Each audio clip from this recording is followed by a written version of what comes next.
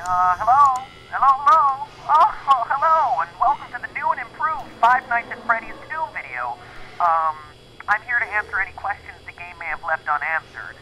The game's developer, he's a pretty tricky guy. Don't worry, though. We'll get everything cleared up. Oh, and, watch out for the puppet.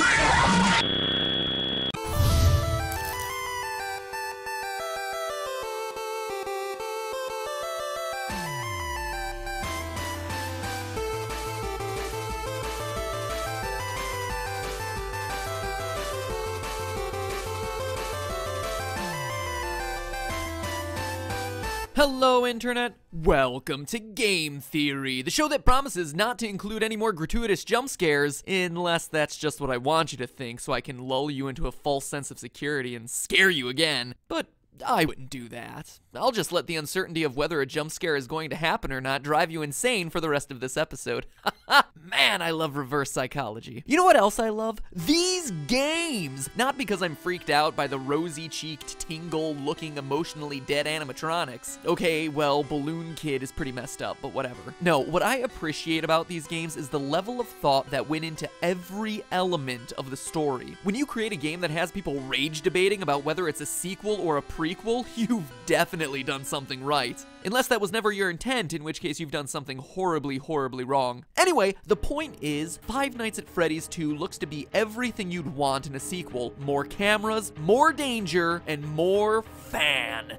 Oh, the fan. But that also comes with more questions. Questions about the game's lore. And while others will provide you with the jump scares, I provide you with what everyone really wants, answers. Well, maybe not everyone. What an elite, educated subset of you really want, answers. So grab yourselves a slice of Freddy Fazbear's signature pizza, cause we're about to dig in.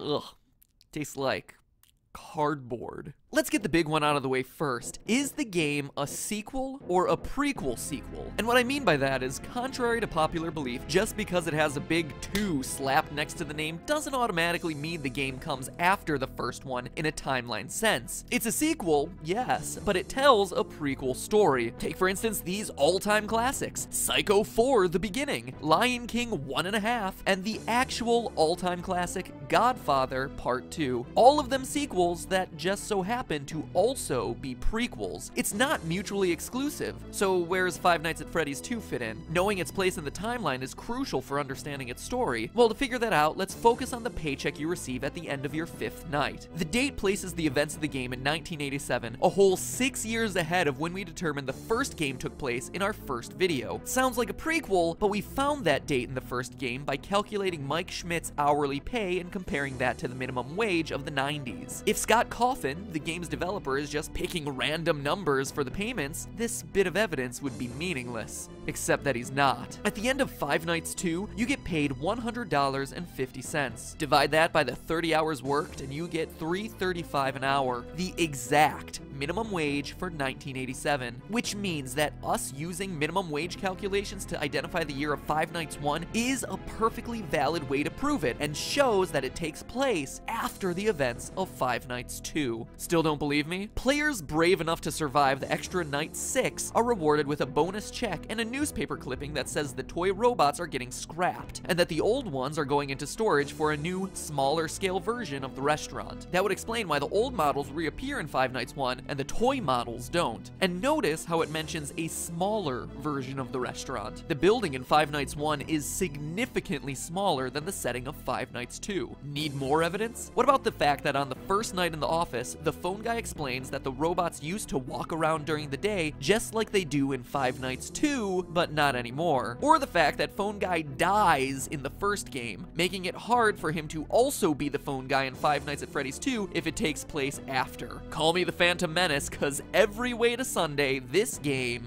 is a prequel. So with that revelation out of the way, we're able to piece together the rest of the timeline and dig a little bit deeper. Posters everywhere in Five Nights 2 welcome you to this new location, implying that there was another Freddy Fazbear's Pizza somewhere before this one. Additionally, the phone guy makes reference to it on night 1, mentioning the old location and how it was left to rot. So we know that there was one Freddy Fazbear's Pizza for the first game, one for the second game, and one that came before both of them that we've never seen. But even before that, the phone guy also mentions an even older restaurant called Fredbear's Family Diner, which, aside from its confusingly different name, also had different owners. So let me recap. There's the restaurant from the first game, which is the last in the timeline. The one that you're currently working at in 1987 in Five Nights 2, an older location of Freddy Fazbear's Pizzeria left to rot, and the original Fredbear's Diner. Jeez, I hope you're still with me because this is more complicated than the Zelda timeline. Anyway, it's at this first location, the diner, where the whole story begins. Submitted for the approval of the Game Theorists Society, this is the true tale of Five Nights at Freddy's. When you die in Five Nights at Freddy's 2, before you've even gotten over the jump scare, you sometimes get a screen like this. Oh, turn it off! Turn it off, it's too horrifying. That, youngsters, was E.T. for the Atari, a console that came out before the NES. Yes, around the same time as the dinosaurs. It's widely considered to be the worst game of all time, hence me reacting in a horrified manner. See? Humor, folks. But seriously, you get these disturbing death minigames which, true to the 1987 setting, use Atari-esque graphics to depict various horrific events. All the while, a creepy robotic voice spells out letter by letter things like help them, save them, or save him. These death minigames are the most important piece in figuring out the true story behind these games. Let's start with this one. This death minigame has you playing as Freddy, taking cake to screaming children at a birthday party. As Freddy rushes around trying to keep the whole party happy, a single sad child looks on from outside, when suddenly you're powerless to do anything but look on in abject horror as a purple man pulls up in a car, murders the child, and drives off.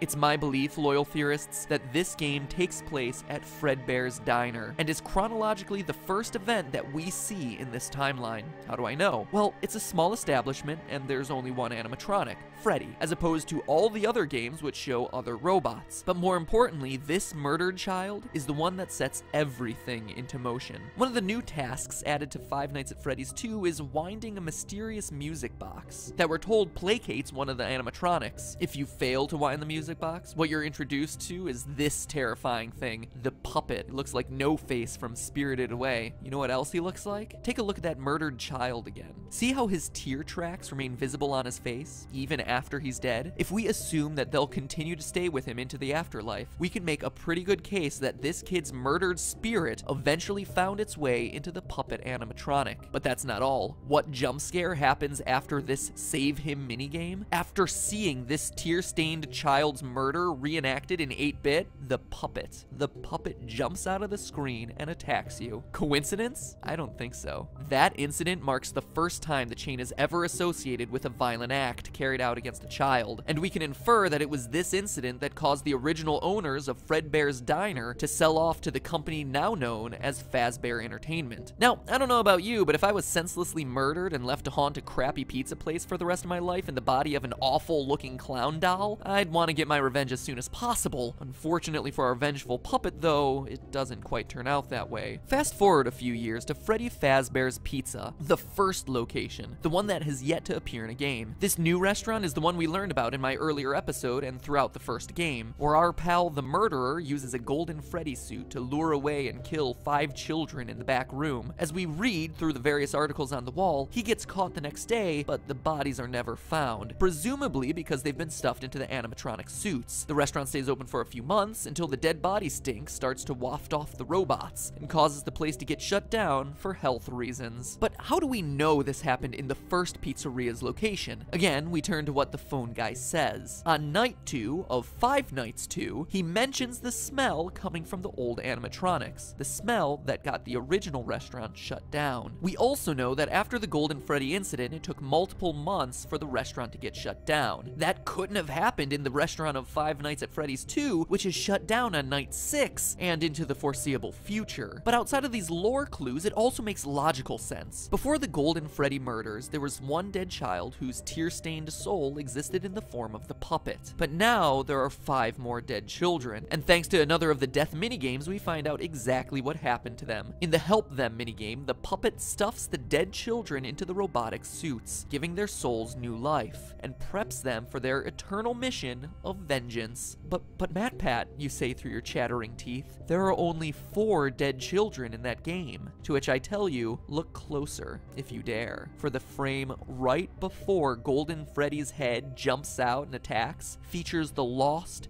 5th dead child, and what started as a haunted puppet has suddenly become an army of possessed animatronics out for revenge. But wait, that's not all we know. We also know the murder was committed by the same guy who killed the first child. How? Look at the Foxy death minigame. Twice, Foxy runs out to meet the kids, but the 3rd time we see the tall purple man again, smiling. Foxy goes into the other room to find 5 dead children. The man in purple strikes again. Skip ahead to 1987, finally bringing us to the events of Five Nights at Freddy's 2. The old animatronics have been retired, and the cute new versions of all our favorite friends come equipped with facial recognition software that just so happens to be connected to a sex offender database. Seems like an oddly specific detail, right? Until you consider that the last restaurant was closed for having children get kidnapped and killed by an employee. It's a safety measure. You see how it all ties together? So you have some animatronics possessed by vengeful spirits and another batch on the prowl for predators. But that doesn't stop our friend the Purple Man from continuing his life's work of murdering children at Freddy Fazbear's Pizza. As we learn from the phone guy on nights 4 through 6, the new restaurant is once again under investigation as, well, I'll let him explain.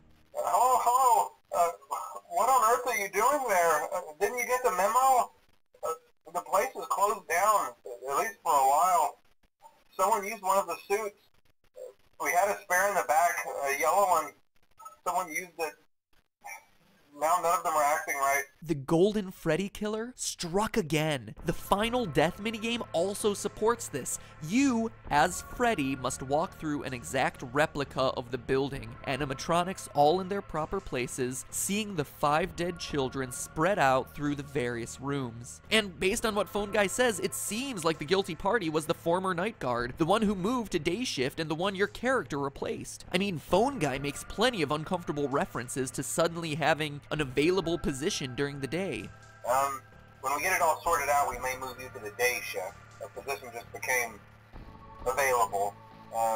We don't have a replacement for your shift yet, but we're working on it. But is the Purple Man really someone we've never met, and who's only worked there a week? Or is it someone we trust? Someone with a long history with these characters? Someone no one would suspect? The head guard. The one forced to fill empty positions and teach new recruits by leaving them instructions over the phone. Is the Purple Man the phone guy? Ask yourself this: what do we really know about Phone Guy? Let's look at what he says. First, he always speaks like an outsider looking in. He refers to the management of the company as they. So he's not a higher up like the CEO or even a manager. But he's also not a typical day worker, as he says things like the employees and the staff. So he works there, but isn't generally considered a regular member of the company. We also know that he's qualified to take the role of a night guard. As we learn, he plans to take over the position sometime after night 6, and is on his way out of the position by the time the first game starts. For now, just make it through the night.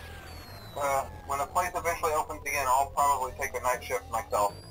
I actually worked in that office before you. I'm finishing up my last week now, as a matter of fact. What else do we know? Well, we know that the Phone Guy has a long history with the company, being with it at least since the first pizzeria that we haven't played in. He also openly admits that Foxy the Pirate was always his favorite, and that he has never liked the puppet because, as he says, it was always thinking. Yeah, I told you wouldn't have any problems. Did Foxy ever appear in the hallway? Probably not. I was just curious. Like I said, he was always my favorite. I'll be honest, I never liked that puppet thing.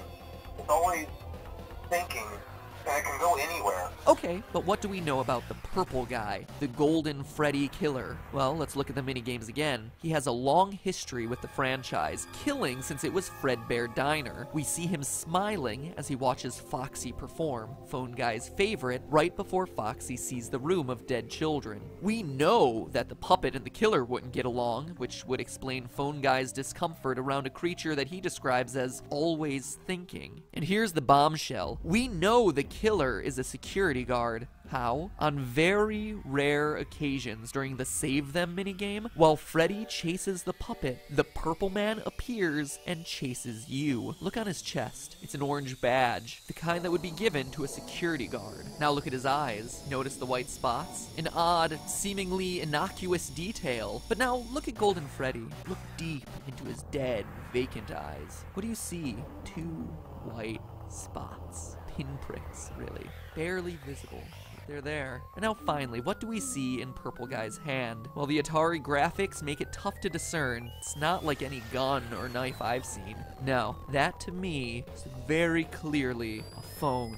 The robotic voice is spelling out for you, save them, save them. But when Purple Guy, Phone Guy, catches you, the screen crashes and all you're left with is, you can't. But that's not where it ends, Internet. As you and I both know, there's still Five Nights at Freddy's 1. If this game is last in line and the puppet is truly pulling the strings behind all of this, you might be asking yourself where he is in Five Nights 1. We know the other animatronics got scrapped, but this ghostly guy should still be around if this timeline I proposed is correct. And get this, the puppet is in the first game. Take a look at the east hallway. Seems pretty normal, right? But every so often, the posters on the walls change to this, a crying child with 2 streaming lines down his face. Look familiar? It should. The Five Nights at Freddy's series is about vengeance. 1 child, 6 children, more, looking for revenge against a sick child killer. The purple guy, the guy who just so happens to be the first voice you hear when turning on these games. Save them. Save them. You can't. But hey, that's just a theory. A game theory. Thanks for watching. Make sure you wind that music box by clicking the subscribe button, otherwise the puppet might get ya. Click it! Click it! Oh, I guess you were safe after all. It's almost the holiday break. You know what I like to do during this time of love and gladness? Catch up on my favorite TV shows. But at this point I don't have cable and should probably avoid pirating things, which is why I subscribe to Hulu Plus. And by clicking the link in the description or typing in huluplus.com/MattPat, you can get a free 2-week trial of non-stop binge watch for all your favorite shows, like Bleach, One Piece, Family Guy, Sword Art Online 2. Or if you're like me, you'll probably relive the glory days of the 90s by marathoning Sabrina the Teenage Witch for days on end. Ugh, get together with Harvey already! While everyone else is fighting hordes at the mall, you, the smart one, will have done your online shopping and be lounging around working your way through Season 1 of Drunk History. So get your 2-week free trial by clicking on huluplus.com/MattPat. The weather outside may be frightful, but the Hulu Plus is so delightful. That was admittedly very cheesy.